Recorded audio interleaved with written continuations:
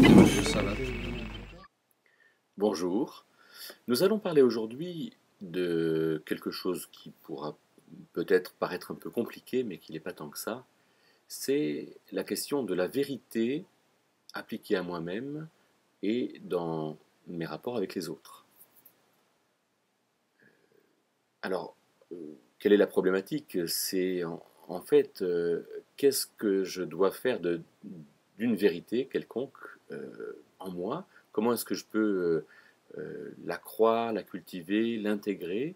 Et comment est-ce que je peux vivre cette vérité dans mes rapports avec les autres, qui peuvent être des rapports difficiles, parce que eux n'ont pas la même vérité que moi, et de fait que notre relation soit rugueuse, soit tendue, soit éloignée, soit impossible. Alors, pour réfléchir à tout cela, commençons peut-être par dire ce que c'est que la vérité. C'est pas si évident que ça finalement. Notons avec 1 Timothée 6,19 que Paul, dans la lettre de ses derniers jours, hein, il écrit à 1 Timothée quand il a passé le cap des 60 ans, qu'il a été libéré d'un premier emprisonnement, et il écrit pour donner un peu l'essentiel à Timothée, il lui donnera un testament après avec 2 Timothée, quand il sera à nouveau emprisonné en 64, mais il va lui dire à l'égard des riches notamment, afin qu'ils saisissent ce qu'est vraiment la vie. 1 Timothée 6, 19. Ce qu'est vraiment la vie. C'est-à-dire qu'il y a une vie véritable et une vie certainement euh, peut-être creuse, une vie qui n'est pas aussi bonne que ça, une vie superficielle, une vie quelque part ratée, afin qu'ils saisissent ce qu'est vraiment la vie. Il y a une vérité qui nous est évidente et peut-être qu'on a du mal à définir. Intéressant de voir dans l'épître de Jean, 1 Jean 5, verset 6, que Jean va dire « l'esprit est vérité ». Et donc, ça veut dire que ce que dit l'esprit, ce que pense l'esprit de Dieu, ce que manifeste l'esprit de Dieu en nous est vrai. Alors, ça ne dit toujours pas ce que c'est que la vérité, mais on peut déjà l'entendre en rapport avec le mensonge. Il y a des choses qui sont vraies, des choses qui sont fausses, et les choses qui sont vraies participent à une bonne construction. Un fil à plomb donne la verticale, c'est vrai, et quand on construit un mur bien vertical, alors il ne tombe pas.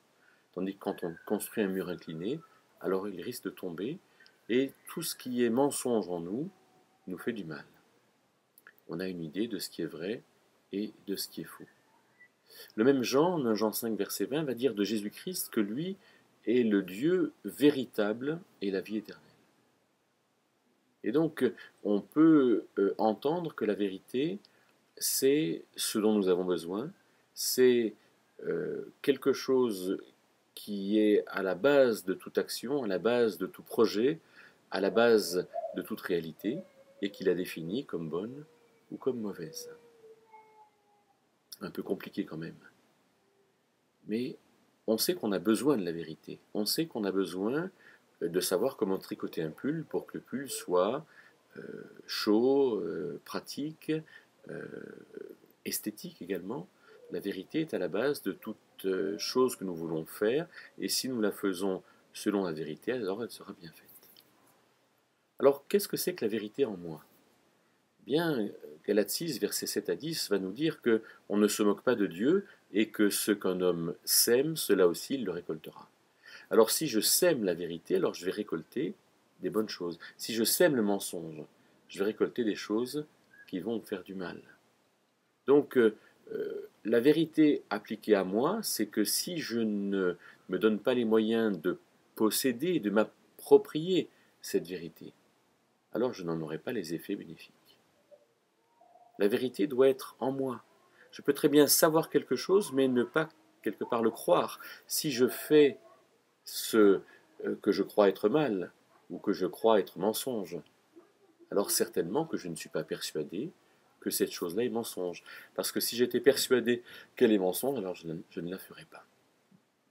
De sorte que si je cultive cette vérité en moi, si je sais que l'accueil de mon prochain, le fait de ne pas le juger, le fait d'être curieux, de m'intéresser à lui, de m'ouvrir, d'être ouvert à différentes choses, le fait de poursuivre ce qui est vraiment véritable, vrai et qui me fait du bien, si je le fais, alors forcément ça se manifeste.